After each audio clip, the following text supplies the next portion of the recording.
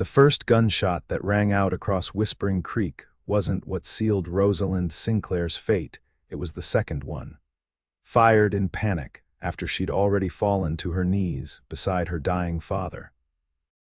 That moment in 1879 marked the beginning of her shame, a stain that would follow her through the winding streets of the small Montana town for years to come.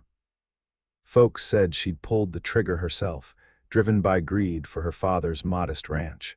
Others claimed she'd conspired with outlaws. None of it was true, but truth rarely traveled as fast as vicious gossip in a town with little else to discuss. Rosalind clutched the frayed edges of her shawl tighter around her shoulders as she slipped out the back door of her small cabin on the edge of town. The morning sun was just beginning to illuminate the mountains to the east, casting long shadows across the valley. This was her time, the only hour when she could venture out with some hope of avoiding the stares, the whispers, the mothers pulling their children closer as she passed. 5 years had passed since that night, yet the shame followed her like a shadow. Her father's killer had never been found, leaving the town to fill the void with their own conclusions. At 24, Rosalind lived alone in the cabin her father had built, supporting herself by selling hand-sewn garments to the general store under a false name. The storekeeper, Mrs. Jenkins, was one of the few who treated her with kindness. Rosalind moved quickly through the tall grass, a basket looped over her arm. Wild berries grew in abundance near the creek, and she needed them for the preserves she'd been planning. The town's annual harvest festival was approaching, and while she wouldn't attend, Mrs. Jenkins had offered to sell her preserves at her stall. The sound of hoofbeats made Rosalind freeze. Visitors rarely came this way. Her cabin was deliberately isolated from the main trail.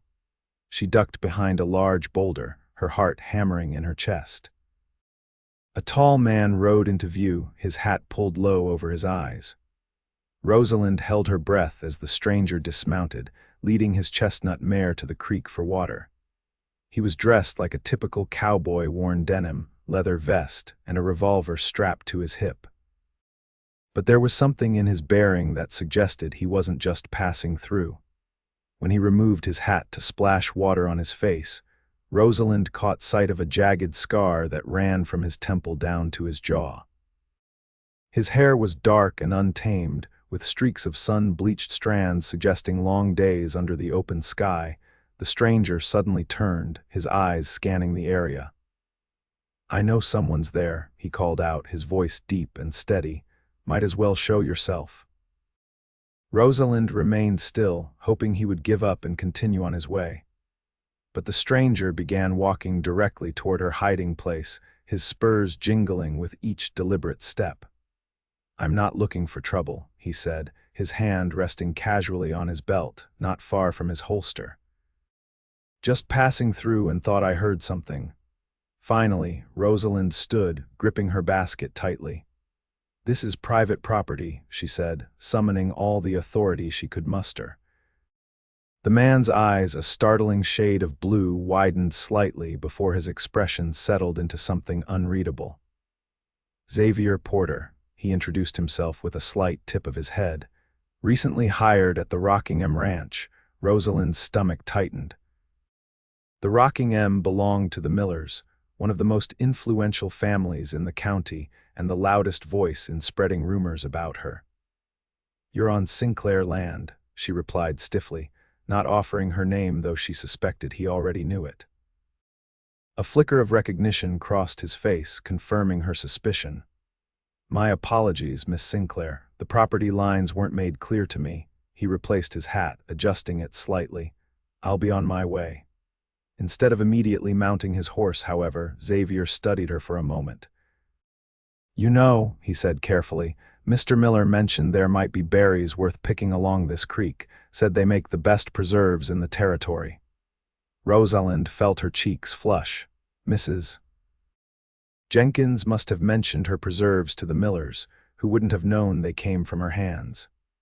"The berries belong to whoever picks them," she said finally. Xavier nodded, a slight smile playing at the corners of his mouth. "That's what I've always thought too." He tipped his hat again and turned to his horse. "Good day, Miss Sinclair." Rosalind watched him ride away, something unfamiliar fluttering in her chest. It had been a long time since anyone other than Mrs. Jenkins had spoken to her without accusation or suspicion in their voice. She returned to her berry picking with renewed vigor, trying to push thoughts of the mysterious cowboy from her mind. Yet she found herself glancing toward the trail where he'd disappeared, wondering if their paths would cross again. 3 days later, Rosalind was hanging laundry behind her cabin when she heard the now familiar sound of Xavier's horse approaching. She smoothed her hands over her worn dress, suddenly conscious of her appearance in a way she hadn't been in years. "Miss Sinclair," Xavier called out, keeping a respectful distance. "I hope I'm not intruding." "What brings you back to my property, Mr. Porter?" she asked, though without the edge that had been in her voice during their first encounter. Xavier dismounted, leading his horse forward. "I wanted to apologize properly for trespassing the other day." He held out a package wrapped in brown paper, and to offer this in exchange for my trespass. Hesitantly, Rosalind accepted the package. Unwrapping it revealed a beautiful leather-bound journal, its cover embossed with delicate wildflowers. "I noticed your basket was full of berries," he explained. "Thought you might need somewhere to write down your recipes." The gesture stunned her. It had been so long since anyone had given her a gift. "This is very thoughtful," she managed to say, running her fingers over the smooth leather. "Just being neighborly," Xavier replied with a smile that transformed his scarred face into something almost handsome. "Besides, I have a confession to make. I deliberately rode this way." Rosalind raised an eyebrow. "Oh, I'm new in town," he continued. "Mr. Miller's quite eager to tell me who to associate with and who to avoid." Something in his expression hardened slightly. "I've never been one to let others form my opinions for me." The implication of his words was clear. He'd heard the rumors about her and had come anyway. "That's a dangerous way to make friends around here," Rosalind warned, though she couldn't help but feel a spark of appreciation for his boldness. Xavier shrugged. "Wouldn't be the first time I've made dangerous choices." He gestured to the scar on his face. "Got this from standing up to a cattle baron in Wyoming who thought he owned the law. Some said I should have kept my head down, but that's never sat right with me." As the sun began to set, casting a golden glow over the landscape, Rosalind made an impulsive decision. "Would you care for some tea, Mr. Porter? I just made a fresh batch of biscuits as well." Surprise and pleasure flickered across Xavier's face. "I'd be honored, Miss Sinclair." That evening marked the beginning of an unlikely friendship. Xavier visited regularly over the following weeks, always arriving discreetly and bringing small tokens, a book he thought she might enjoy, wildflowers he'd picked along the trail, or once, a small sack of sugar that was a luxury Rosalind rarely afforded herself. Their conversations ranged from his adventures working cattle drives across the territories to her quiet life before the tragedy. Xavier never asked directly about the night her father died, and Rosalind was grateful for his restraint. One cool September evening, as they sat on her porch watching fireflies dance in the gathering dusk, Xavier finally broached the subject. "People in town talk," he said quietly. "Not just about you, but about everything. It's what folks do when there's not much else for entertainment." Rosalind tensed, her hands clutching the fabric of her skirt. "And what do they say about me to you?" "That doesn't matter," Xavier replied. "What matters is what's true." The moment hung between them, heavy with unspoken questions. Finally, Rosalind drew a deep breath. "My father and I argued that night," she began, her voice barely above a whisper.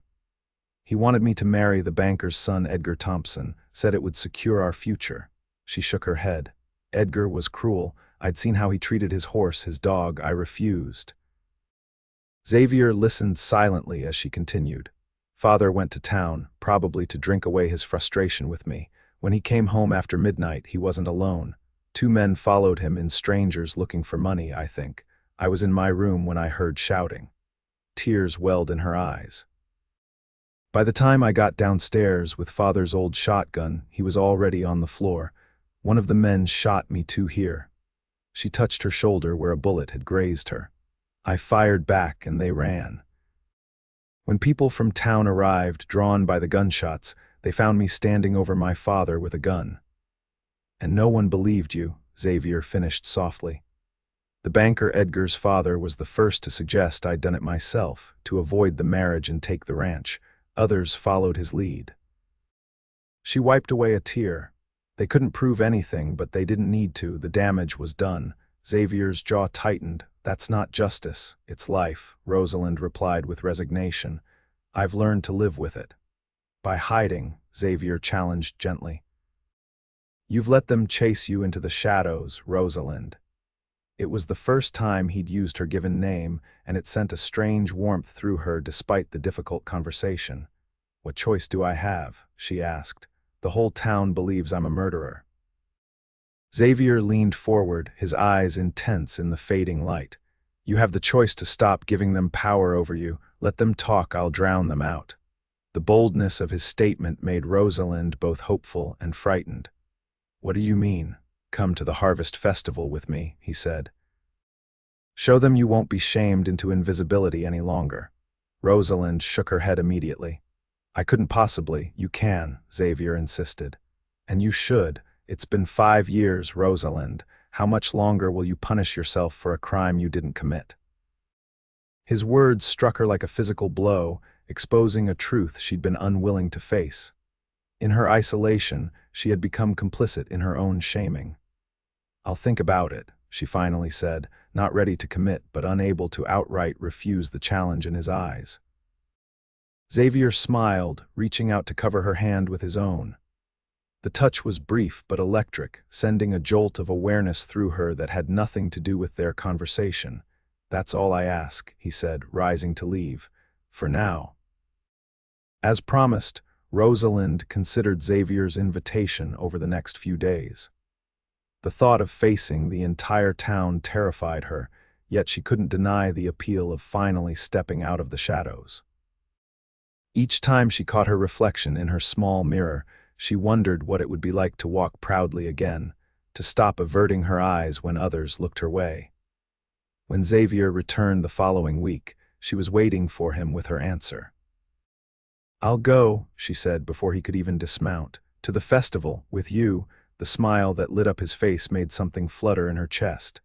I was hoping you'd say that, he replied, swinging down from his saddle with easy grace. I've been planning a surprise. From his saddlebag, Xavier produced a package wrapped in tissue paper. A lady should have something special to wear for her triumphant return to society, he said, handing it to her with a flourish. Inside was the most beautiful dress Rosalind had ever seen, deep blue with delicate lace trim, the fabric finer than anything she'd owned since before her father's death. Xavier, she breathed, running her fingers over the material. I can't accept this, it's too much. It's not nearly enough, he replied seriously, but it's a start. Tears pricked at her eyes. Why are you doing all this for me? Xavier stepped closer, close enough that she could feel the warmth radiating from him. Because from the moment I rode onto your land, I knew there was more to your story than what I'd been told, because you deserve better than what this town has given you. He hesitated, then added softly, and because I've never met anyone who makes me want to be better just by being near them. The confession hung in the air between them, transforming the atmosphere into something charged with possibilities. Without thinking, Rosalind moved forward, closing the distance between them. Xavier's arms came around her, hesitant at first, then more confidently as she leaned into his embrace. Thank you, she whispered against his chest, inhaling the scent of leather and pine that seemed to cling to him.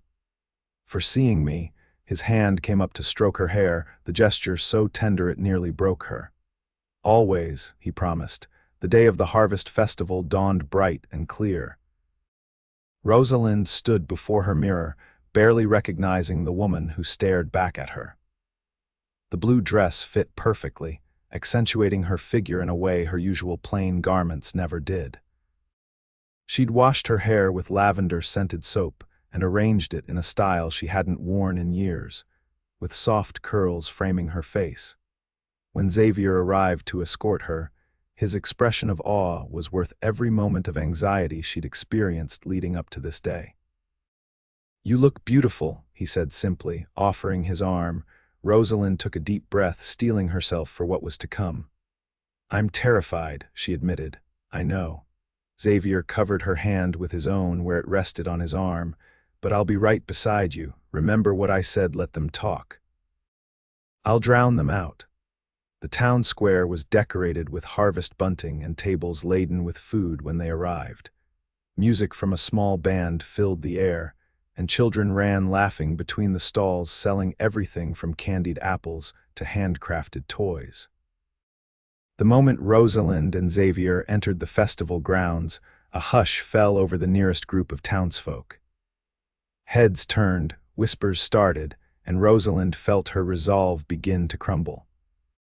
Xavier must have sensed her fear because he placed his hand over hers where it clutched his arm and leaned down to whisper, "Remember, you've done nothing wrong. Hold your head high." With his quiet encouragement, Rosalind straightened her shoulders and continued forward. They made their way to Mrs. Jenkins' stall, where the older woman greeted Rosalind with genuine warmth. "My dear, I'm so pleased you came," Mrs. Jenkins exclaimed, embracing her. "And look at you, absolutely lovely." The public display of affection from the well-respected shopkeeper didn't go unnoticed. Several onlookers seemed confused by the friendly interaction.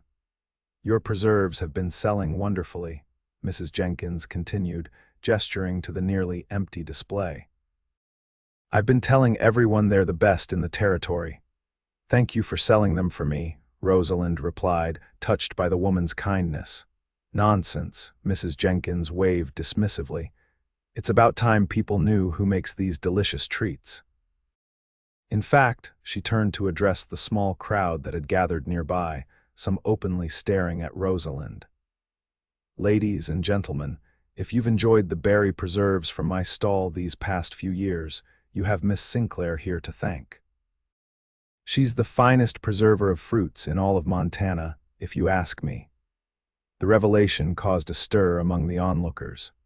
Rosalind felt her cheeks flush as people whispered behind their hands, but Xavier's steady presence beside her gave her strength. As they continued through the festival, the initial shock of Rosalind's appearance gradually gave way to curiosity.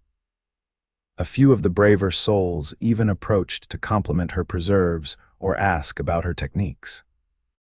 Each small interaction helped to chip away at the wall of isolation that had surrounded her for years. Not everyone was welcoming, however. Edgar Thompson, now the assistant manager of his father's bank, watched their progress through the crowd with undisguised hostility. When Rosalind and Xavier stopped to watch the dancing, Edgar approached, his thin lips curled in a sneer. "Well, if it isn't the murderer herself," he said loudly enough for nearby revelers to hear. "Bold of you to show your face here, Rosalind."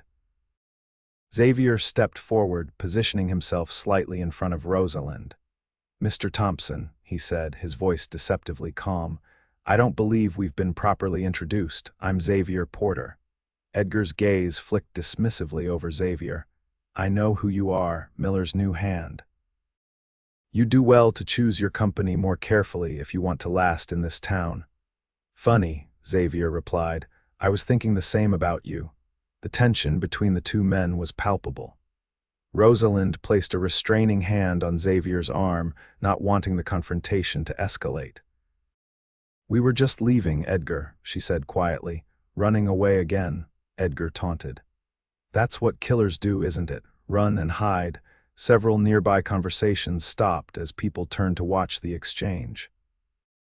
Rosalind felt the familiar shame threatening to overwhelm her, but then Xavier spoke, his voice carrying clearly across the suddenly quiet area. "The only person who should be ashamed here is you, Thompson," he said. "Spreading lies about an innocent woman because she had the good sense to refuse your suit." Edgar's face flushed an ugly red. "How dare you?" "No," Xavier cut him off. How dare you continue this vendetta against a woman who's already lost everything? Her father was murdered, she was wounded, and instead of supporting her, this town led by you and your father turned against her without a shred of evidence. People were openly staring now, and Rosalind could see uncertainty in many of their expressions. Xavier's words were forcing them to confront their complicity in her ostracism. She was found standing over him with a gun, Edgar protested. A gun she'd fired at the real killers, Xavier countered. Where are the bullet holes in her cabin walls, Thompson? Did anyone ever look for them? Did anyone search for the men she described, or was it just easier to blame the daughter who'd rejected you? A murmur ran through the crowd. Rosalind realized with a start that many of the younger people present might never have heard her side of the story, only the rumors that had calcified into truth over the years. Edgar looked around, suddenly aware that the crowd wasn't automatically on his side. "You'll regret this, Porter," he spat before stalking away. In the silence that followed, Rosalind felt dozens of eyes on her, some curious, some sympathetic, some still suspicious. She had never felt more exposed. Then Xavier did something unexpected. He turned to her, took her hand, and led her to the center of the dancing area where several couples were frozen mid-step, watching the drama unfold. "May I have this dance, Miss Sinclair?"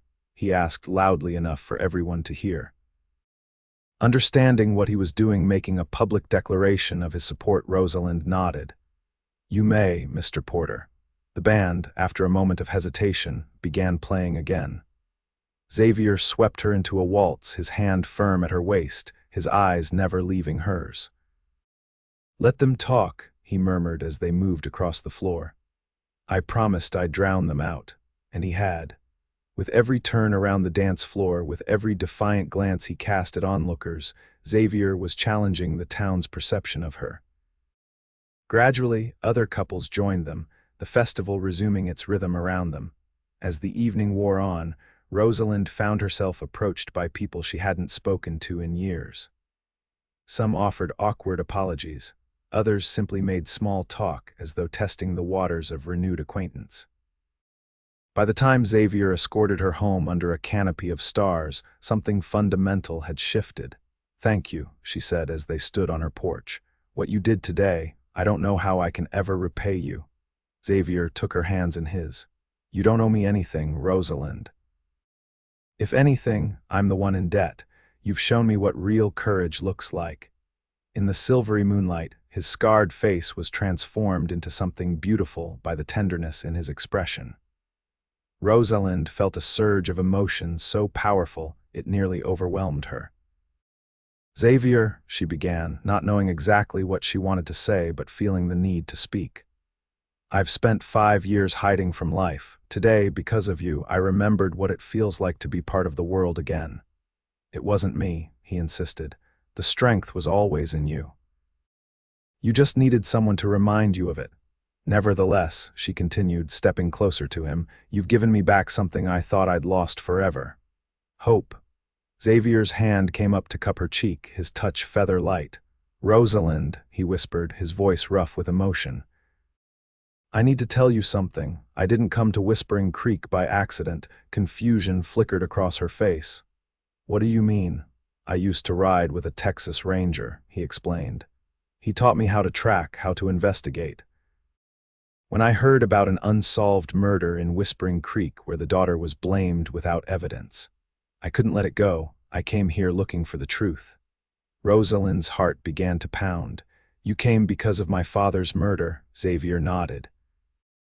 "I believed you were innocent from the start. The more I learned, the more convinced I became. But then I met you and—" He hesitated. Finding the truth became secondary to knowing you. Tears welled in Rosalind's eyes. "Have you found anything about that night?" "Not yet," Xavier admitted. "But I won't stop looking. The men who killed your father are still out there somewhere, and they deserve justice. You deserve justice." The promise in his words, the unwavering belief in her innocence, broke something loose inside Rosalind. Without thinking, she leaned forward and pressed her lips to his in a kiss born of gratitude, hope, and something deeper that had been growing between them since their first meeting. Xavier responded immediately, his arms encircling her waist and drawing her closer. The kiss deepened, filled with all the emotions neither had fully expressed until now. When they finally broke apart, both breathless, Xavier rested his forehead against hers. "I think I'm falling in love with you, Rosalind Sinclair," he confessed, "and it terrifies me." "Why?" she asked, her fingers tracing the line of his jaw. "Because I've spent years drifting from place to place, never staying long enough to put down roots. But with you, I want to stay. I want to build something lasting." Rosalind smiled, her heart lighter than it had been in years. "Then stay," she said simply. "Help me reclaim my life, help me find justice for my father, and perhaps, along the way, we can build that something lasting together." Xavier's answering smile was radiant in the moonlight. "I'd like that very much," he replied before drawing her into another kiss that felt like a promise of the future they might share. Over the following months, Whispering Creek witnessed a gradual transformation. Rosalind, with Xavier by her side, slowly reclaimed her place in the community. She began selling her preserves under her own name at the general store, and eventually opened a small stall in the town market where she also offered baked goods that quickly gained popularity. Xavier continued his discreet investigation into the night of Walter Sinclair's murder, following leads and asking careful questions. The breakthrough came unexpectedly, when a drifter passing through town recognized the description of one of the killers as a notorious thief he'd encountered in Dakota territory. With this information, Xavier was able to track down one of the men, who eventually confessed to the crime in exchange for a reduced sentence. His testimony exonerated Rosalind completely and implicated his accomplice, who was later apprehended in Colorado. The town of Whispering Creek, faced with irrefutable evidence of their mistake, responded with a mixture of shame and genuine remorse. Edgar Thompson and his father, exposed for their role in deliberately spreading false accusations, found themselves ostracized by the very community they had once influenced. 1 year after their first meeting by the creek, Xavier asked Rosalind to marry him. They exchanged vows on her property, under a canopy of wildflowers, surrounded by friends both old and new. Mrs. Jenkins wept openly during the ceremony, later telling anyone who would listen that it was the most beautiful wedding the territory had ever seen. As they danced under the stars during their wedding celebration, Xavier pulled Rosalind close. "No regrets?" he asked, his eyes searching hers. Rosalind shook her head, her heart full to bursting with love and gratitude. "No regrets," she confirmed. "You taught me that hiding only gives power to those who would shame us. You showed me how to stand tall against the whispers." "And you," Xavier replied, brushing a tender kiss across her forehead, "taught me that a drifter can find home in the most unexpected places." As the music swelled around them and their friends cheered, Rosalind and Xavier continued their dance, stepping confidently into their future together, no longer drowning in whispers, but buoyed by the truth and the love they had found in each other's arms.